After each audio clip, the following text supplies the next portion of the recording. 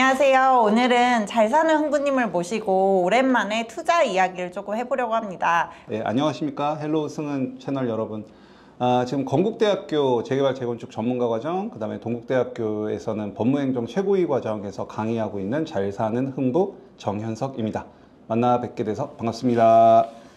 전국이 불안정해지면서 토지거래 허가제가 이제 해제가 되었는데, 이제 지난 2월과 3월 강남을 중심으로 이제 집값이 막 들쑥날쑥했잖아요. 많이 올랐죠? 많이 올랐나요? 네, 많이 올랐죠. 근데 이때 그러니까 다시 서울시에서 다시 재지정을 했는데, 흥부님 보시기에 앞으로 집값은 어떻게 되실 것 같나요? 오쏘공이라고 있잖아요. 오쏘공. 오세훈 서울시장이 쏘아올린 공. 그래서 2월달, 3월달 토지거래 허가구역 해제하면서 강남 쪽 집값 상승이 장난이 아니었습니다. 뭐 진짜 호가 막 올라가고 막 거래 터지고 그러다가 이제 뜨거한 거죠. 3월 달에 다시 재지정하고 지금 거래량이 이제 확 죽었죠. 지금 거래량 거의 없는데 앞으로 집값 사실 뭐 제일 어려운 질문입니다. 변호사님 생각하시기엔 어떻게 될 것 같으세요?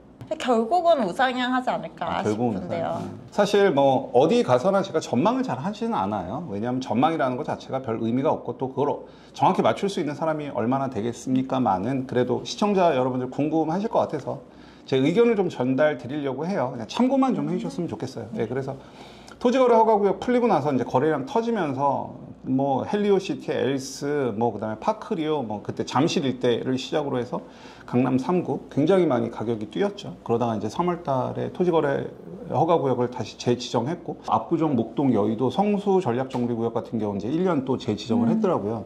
뭐 이런 얘기들도 많잖아요. 토지거래 허가구역을 재지정을 하니까 이제 옆에 있는 곳들, 뭐 예를 들면 뭐 마포구나 성동구나 강동구 쪽에 풍선 효과가 일어나서 이제 그쪽이 막 집값 상승이 오를 거고, 그럼 또 거기 규제를 하면 또 그 옆에 또 막 오를 거고, 뭐 그런 풍선 효과들을 많이 얘기하시는데 저는 조금 생각이 다릅니다. 우리가 이제 2018년, 19년, 뭐 19년 중간에 약간 하락장 조정기는 있었지만 우리가 20년, 21년 엄청나게 집값이 상승을 했고.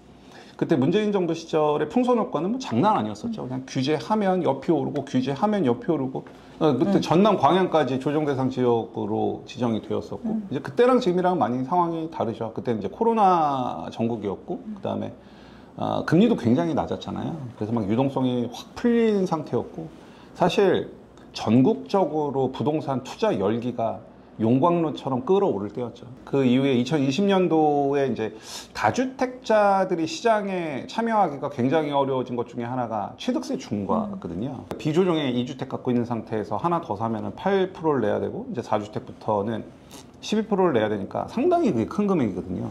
뭐 예를 들어서 10억짜리 하나 사는데 취득세만 1억 2천 내야 되니까 투자자들이 붙기가 좀 쉽지가 않습니다. 그래서 그때 시장이랑 지금 시장은 좀 달라서 저는 일단 토지거래 허가구역으로 재지정이 되면서 강남 3구 용산의 거래량은 떨어졌고 이제 호가도 살짝 그 최고가 막 그 엘스 같은 경우는 한 27, 8억 정도 거래되다가 막 31억까지 호가 불렀었는데 지금 다시 좀 제자리를 찾아가고 있거든요.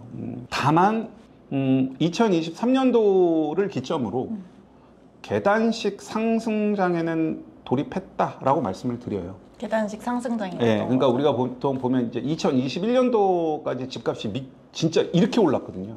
그러다가 21년도 가을에 이제 고점을 찍고 23년도에 그 대출 규제 보금자리론 대출 규제 풀면서 상반기 때 집값 살짝 올랐다가 좀 조정됐고 하반기 때 24년도도 여러분들 그때 상반기 그러니까 봄에서 한 여름까지 또 집값 올랐다가 조정됐고 그다음에 지금 2025년도 지금 2월달 3월달 굉장히 뜨거웠잖아요. 그 가만히 보시면은 21년도까지 이렇게 올랐다가 급락했다가 계단식으로 이렇게 오르고 있어요. 저는 이 추세는 내년 2026년도까지는 계속될 거라고 보여지는데 아까도 말씀드렸다시피 예전처럼 막 이렇게 오르는 게 아니라 조금씩 계속 올라가는 형태가 나올 것 같고 뭐 강남은 정고점을 돌파한 구역들이 워낙에 많지만 실제 강남을 벗어나면은 아직 정고점 회복하지 못한 아파트 단지들도 꽤 있거든요. 근데 저는 2026년도 안으로는 서울의 그냥 웬만한 중간급지 이상은 정고점을 다 내년까지는 돌파할 거라고 보여져요. 네, 그래서 사실은 23년도에는 제가 이게 상승장의 흐름으로 들어간 건지 아니면 데드캣 바운스인지에 대한 판단을 못 내렸었어요. 그런데 이제 2020 23년도에 올랐다가 조정되고 24년도에 오르는 거 보면서 아 이건 상승장에 진입을 했구나라고 판단을 했었고 또 그렇게 알려드렸었고 지금 23, 24, 25 이렇게 한 템포씩들 올라가고 있거든요. 그래서 좋은 기회 뭐 이렇게 능력이 되고 하시는 분들은 내 집 마련을 하는 게 저는 좋다고 생각을 합니다. 그러니까 잠깐 떨어질 수는 있어도 다시 더 올라갈 여력은 아직 남아있다 이런 말씀이신 거죠? 조금 다르죠. 아까도 막 이렇게 쫙 이렇게 올라가는 게 아니라 한번 오르고 살짝 조정 또는 보합되다가 다시 한번 오르고 또 보합되다가 다시 한번 오르고 이렇게 계단식으로 내년 26년까지는 계속될 확률이 저는 높다고 봐요. 특히 뭐 금리도 앞으로 당분간은 계속 낮아질 거고요. 특히 서울의 주택 공급이 부족한 거는 여러분들 뭐 워낙 잘 아실 거고 얼마 전 뭐 정부에서 3만 호인가 뭐 내년 공급량이 있다고 발표는 했지만 실제 임대주택 다 빼면 민간에서 공급하는 건 한 7천, 8천 세대밖에 안 되거든요. 서울 주택난이 심각하다는 건 아마 여러분들 잘 아실 거고. 그러면 2025년도에 이렇게 국한을 해서 우리가 돈을 벌기 위해서는 이제 가장 관심을 가져야 할 투자 분야는 어디라고 생각을 하시나요? 그렇죠. 이것도 사실 많이 지금까지 강조를 해왔는데 여러분들께서 반드시 관심을 가져야 할 영역이 두 가지 영역이 있어요. 내가 자금이 좀 있다. 현금으로 한 3억 이상, 4억, 5억, 뭐 많으면 많을수록 좋죠. 요러신 분들이 올해 꼭 관심을 가져야 될 시장은 멸실 후 입주권 시장이에요. 멸실 후 입주권. 자, 제가 설명을 좀 드려보도록 할게요. 예를 들어서 집값이 막 오르면 2020년에 우리가 취득세 중과가 생기고 나서 그리고 지금까지 쭉 보면 실수요장이거든요. 지금은 막 투자자들이 투자를 위해서 막 사는 시장은 아니란 말이에요. 실수요들이 내 집 갈아타기를 하거나 새로 내 집 마련을 하거나 하는 그런 장으로 펼쳐졌는데 유일하게 투자 수요와 실수요가 동시에 붙을 수 있는 유일한 시장이 멸시로 입주권이에요. 멸시로 입주권이라고 하면 이제 여러분들 뭐 재개발 재건축을 조금 아시면 이제 재건축이 됐던 재개발이 됐던 관리처분 계획 인가를 받게 되면 이제 이주를 하게 되고 그 다음에 이제 멸실을 하게 되죠.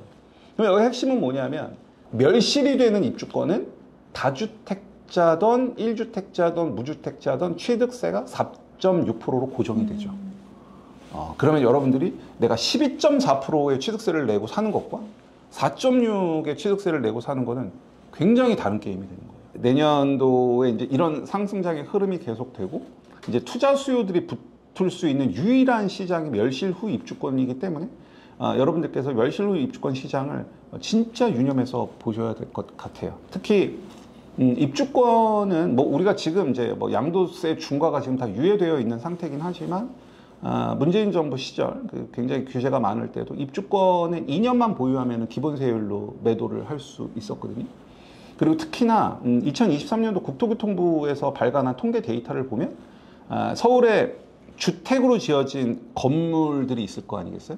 49.7%가 지어진 지 30년이 넘은 거예요. 엄청 노후한 거죠. 신축에 대한 수요가 너무 강하죠. 그리고 신축을 사람들이 되게 좋아하고 누구나 신축을 갖고 싶어 하고 그러니까 서울 신축은 보물이다라는 얘기가 나오잖아요. 멸실 후 입주권은 우리가 뭐 입주권이라고 하기보다는 실제 수요자들이 어떻게 생각을 하느냐 신축이라고 생각을 하는 거죠. 왜냐하면 멸실이 됐으니까 한 4년, 5년 뒤면 입주가 되니까요. 그건 너무 보물 같은 거죠. 그래서 어느 순간, 어느 타이밍이 오면은 사람들이 멸실 후 입주권을 찾기 위해서 굉장히 다니게 될 거고 여러분들은 지금 올해 그 시장을 좀 유심히 보셔야 됩니다. 특히 무주택자나 1주택자는 입주권을 투자하시기 위해서는 멸실 전에 사시는 게 좋고요. 왜냐하면 취득세 중과를 안 맞으니까 1.1을 내는 게 좋을 거고 만약에 다주택자다 하면은 멸실 후 입주권이 낫겠죠. 4.6 내면 되니까. 그런 식으로 여러분들께서 그 입주권 시장 꼭 관심을 갖고 지켜보셨으면 좋겠습니다. 입주권을 투자함에 있어서 혹시 주의할 점 혹시? 입주권 투자할 때 주의하죠. 아까 뭐 취득세 부분은 제가 좀 말씀드린 것 같고 공사비가 엄청 올랐잖아요. 근데 여러분들께서 관리처분 인가한 사업장에 가서 보면 보통 공사비가 지금 현재 얼마 잡혀 있냐면 평당 한 500만 원대 잡혀 있는 곳들이 많아요. 근데 변호사님 지금 평당 뭐 550만 원에 아파트 지을 수 있어요? 절대 없어요? 못 짓죠. 절대 못 지잖아요. 뭐 아무리 못해도 750? 뭐 800만 원 이 정도는 있어요. 하이엔드급이 아니다 하더라도 한 750만 원 정도까지는 줘야만 지금 공사가 될 수 있는 곳인데 지금 굉장히 많은 입주권, 관리처분 인가받은 곳들의 공사비가 한 500만 원대에 잡혀 있다는 거죠. 그러면 결과적으로 공사비는 오를 수밖에 없어요. 그러면 공사비가 오른다는 얘기는 그 조합의 사업 비용이 늘어난다는 얘기고, 그 늘어나는 사업 비용을 누군가는 감당을 해줘야 되는데, 그거를 조합원들이 어쨌든 떠안아야겠죠. 이 사업의 추진 주체는 조합원이니까. 그래서 여러분들께서 예를 들어서 뭐 집 가까운 데 가셨는데 뭐 중개사님도 그렇고 조합에서도 그렇고 조합원 분양가라는 걸 이렇게 보여줄 거예요. 그리고 관리처분 총액 책자를 보면은 이제 거기에 뭐 평당 공사비도 나와 있고 조합원 분양가도 나와 있고 뭐 일반 분양가도 나와 있고 뭐 이렇게 쭉 나와 있는데 그 조합원 분양가를 믿고 거래하시면 안 된다는 거예요. 그래서 여러분들이 지금 현재 입주권 거래를 하실 때 가장 중요한 거는 관리처분 때 받았던 그 조합원 분양가를 있는 그대로 믿고 해석하시면 안 되는 거고, 어느 정도 공사비를 좀 예측을 하세요. 한 550, 한 750, 한 200만 원 오르잖아요. 그러면 그 사업비 늘어나는 거를 조금 계산을 하셔가지고 새로운 조합원 분양가 정도는 이렇게 좀 계산을 해서 그래도 마진은 좀 갖고 투자를 해야 되잖아요. 재개발, 재건축인데 마진 하나도 없으면 그냥 옆에 가서 신축 아파트 사면 되지 굳이 뭐 내가 입주권 살 필요는 없지 않습니까? 그래서 그 정도 계산은 하고 접근을 하셔야 돼요. 꼭 명심하셨으면 좋겠습니다.